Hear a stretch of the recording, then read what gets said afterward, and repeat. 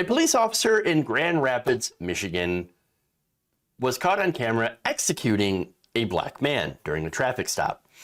In fact, police in Grand Rapids, Michigan released that video footage yesterday afternoon, that's on Wednesday, showing that video.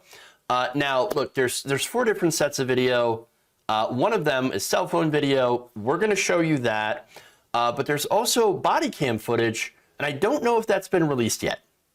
And I think that's really relevant, and I'll get to that, of course.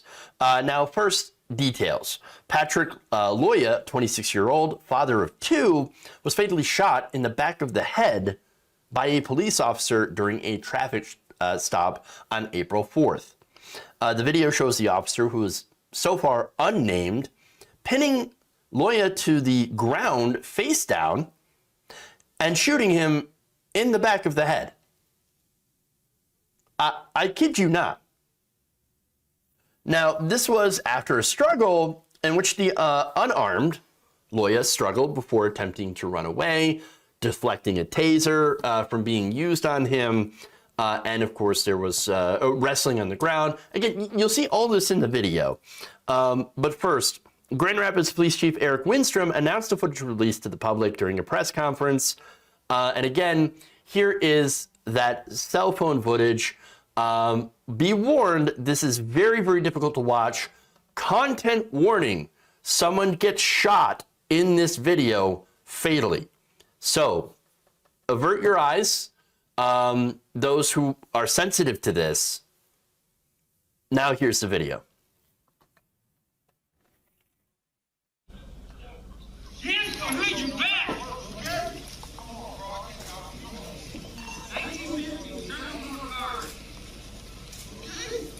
Now you say it's good, but I mean, yo, what's up, man?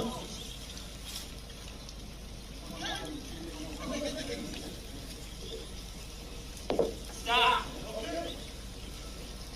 Stop resisting! Now you good, you're not resisting nothing, bro.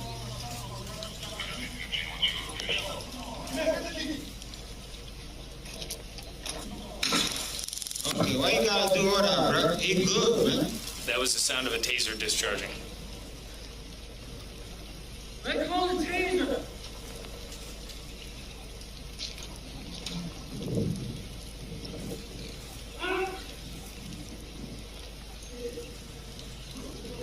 Let's call the taser! No, like, he good, like, you can talk to him, bro. Let's call the taser!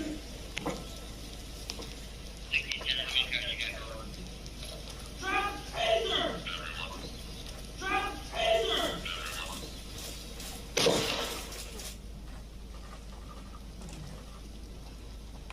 Get back!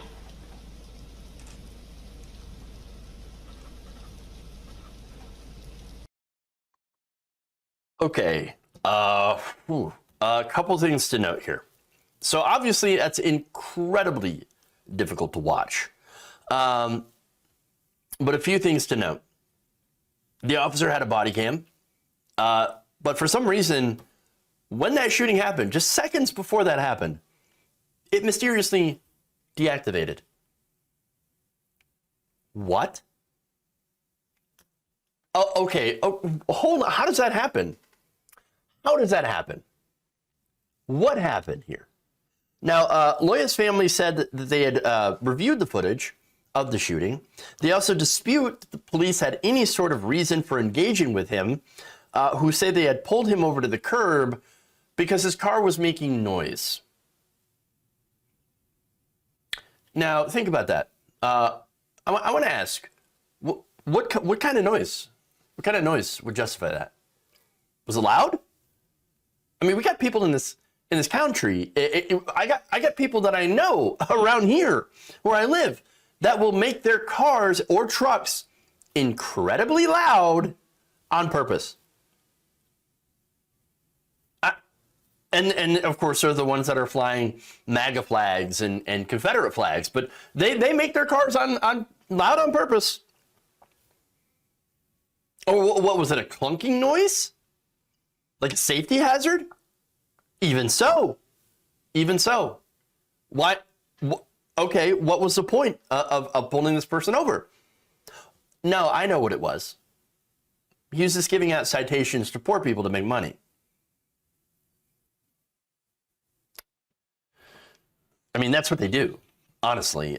Police officers, look, their number one job is to protect property and to collect money from poor people with tickets. Now, in this case, there was a non-matching plate.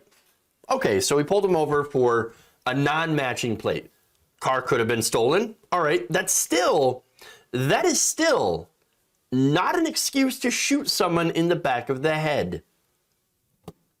It doesn't warrant a death sentence. And I'm not saying you should fight with police, but I'm also saying that police shouldn't shoot people in the back of the head who happen to move around.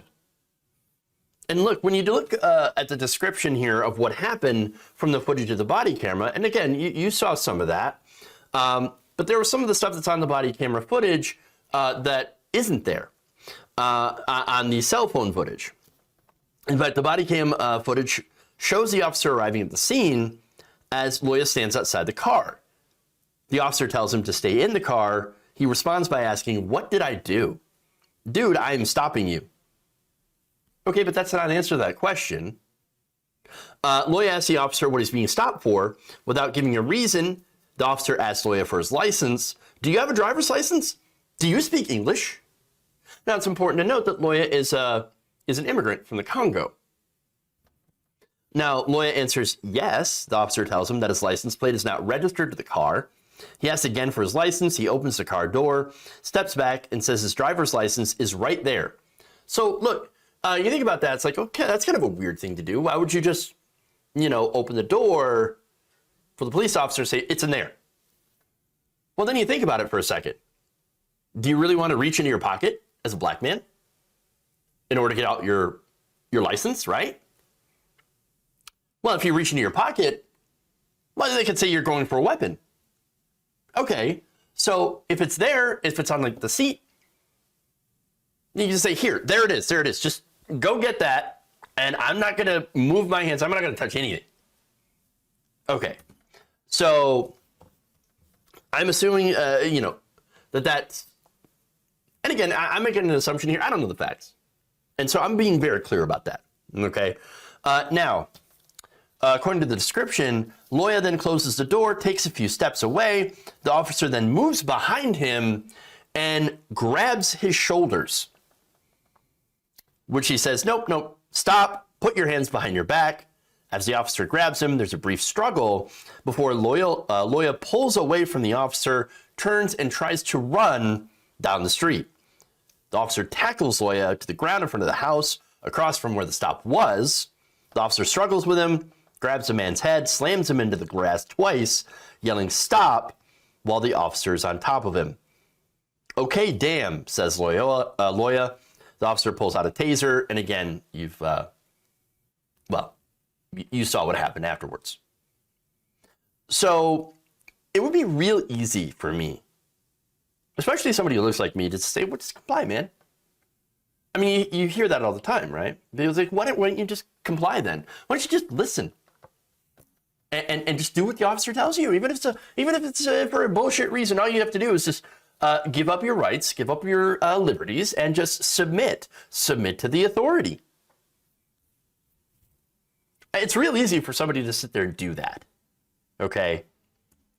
But here's the thing, right? When you're in a situation where you feel that you're threatened, and I'm not talking about the police officer, because they always use that excuse. I feel threatened. I feel threatened. What about the people they're arresting? Do they ever feel threatened when they're being attacked by police officers? Or are they supposed to go, "Oh, no, I'm in good hands. Don't worry. Police officers are not going to kill me. They're not going to hurt me. They're not going to shoot me. And they're not supposed to"? Well, then, explain why there are so many police shootings and killings. Understand that if you know that, if you're aware of that, as many of the black community are, well, they're going to get afraid. You don't know what's running through their head. People run when they're afraid. They fight back when they're afraid for their lives. They resist when they're afraid. That's why this whole thing about, aggressive policing and take them down and subdue them at any cost immediately with maximum force, probably the wrong way to go, especially when they don't know or even have a reason as to why they're being apprehended. Again, I don't think somebody who had a mismatched license plate should be arrested like that. Maybe try to figure things out, do your job as a policeman. But again, fight or flight, right? And I think that's what this guy was dealing with, fight or flight. Now, again, that does not warrant a police officer shooting him. Now, here's the other thing too. At the time of the gunshot, you saw this. He was fairly subdued. Again, it's on top of the guy. He's face down. He's fairly subdued, right? At that point, call for backup, cuff him, hold him there. But instead, you saw what happened. He grabbed his gun and he shot him in the back of the head.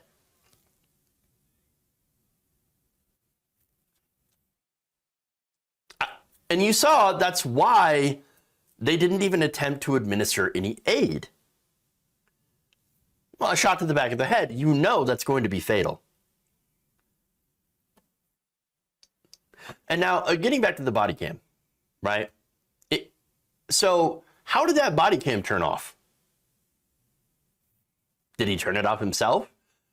If that's, and I'm not saying that's what happened, but if that is what happened, if he turned off the body cam, then that is murder.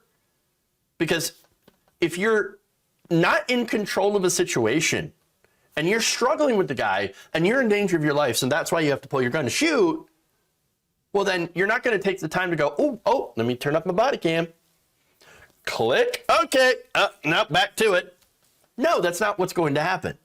And again, I don't know if that's the case. I don't know if the cam malfunctioned or I don't know if he shut it off. I don't know what happened. And so I think that's really important. And again, I can speculate about what happened. They struggled. How could he turn it off? And there were bystanders recording. Yeah, and so again, that's why there needs to be investigation.